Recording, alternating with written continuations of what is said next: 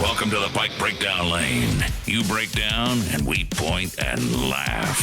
Just like the other Pike 100 FM. The Pike. Yeah, we do it every week. We lovingly collect your messages, playing back every Friday at this time. It's the Pike Breakdown Lane. Mike, it's your best friend, God.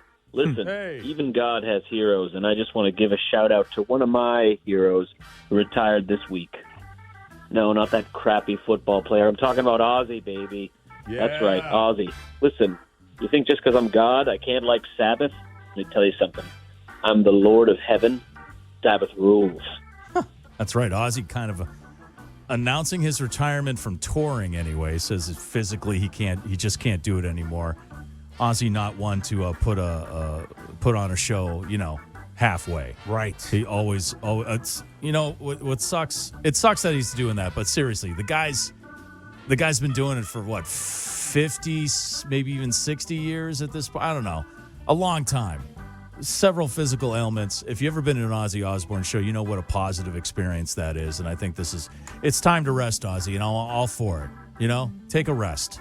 You've been doing it for real for a long time. So good luck to Ozzy there and then the other guy he was referring to. And God called Tom Brady a crappy football player. Yeah. Well, I'm sure God's a pretty good football player. I mean, he did invent the game, right? He made the GOAT. Yeah, he made the GOAT, so of course he could. Well, maybe he's feeling a little insecure. I don't know. Good morning, Mike Shue and Adam. This is Mary from Worcester calling, and I totally agree.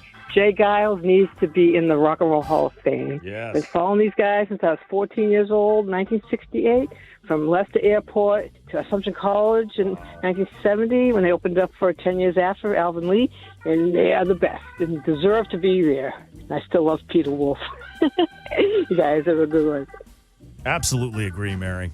J Geils Band, they should have been in there a while ago. It's weird that Warren Zevon is just getting nominated now. He should have been in there like 20 years ago. But yeah, the nominees are out. We posted them on our Twitter feed at 100FM The Pike. If you got some suggestions on who should go in, who shouldn't, Rage Against the Machine, Soundgarden is up for it. Iron Maiden should definitely be in there. They're going. So check it out on our Twitter feed at 100FM The Pike. Here is the story of Barba Papa, doo-doo-doo-doo. All of the other Barba Papas, doo-doo-doo-doo.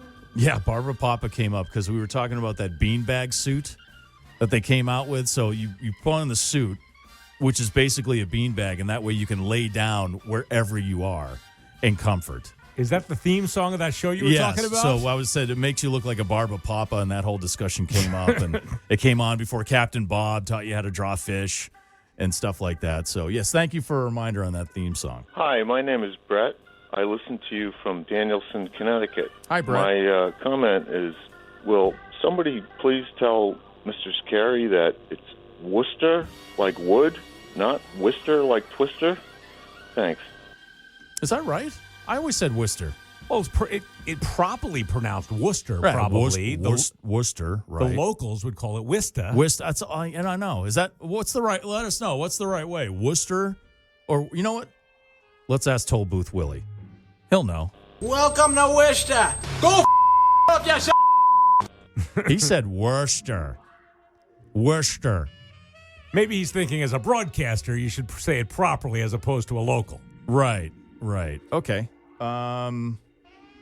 Let the people decide on that. Let us know. You can call or text 508-799-PIKE, 508-799-7453. I've always said Worcester. Worcester. So, yeah, sorry. Mike, it's God again, your best friend. Oh, what is it, God? One more thing about Brady, since I brought him up earlier.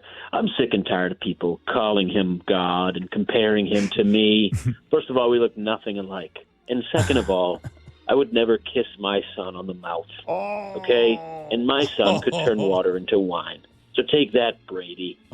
That was a thing a few years ago. People were giving him a hard time for kissing his son on the lips. Yeah. And it's like, so what's wrong? It's his it wasn't like they were like passionately kissing. He was giving his son a kiss. And you're no right, big deal. God. You're absolutely right, God. Brady is much better looking than you.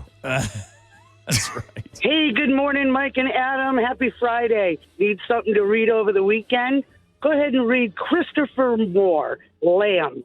That is the book of Jesus' best friend, Biff, in the years that we don't know about. Great book, funny. Have a great weekend and try to stay warm. Maybe I'll do that. Maybe I'll try that thing, reading.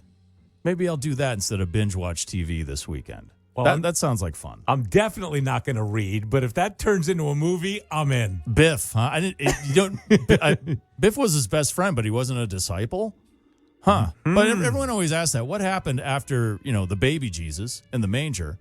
And then by the time he was like 30 or so when, the crucifixion happened, what about all those years in between? What was he doing?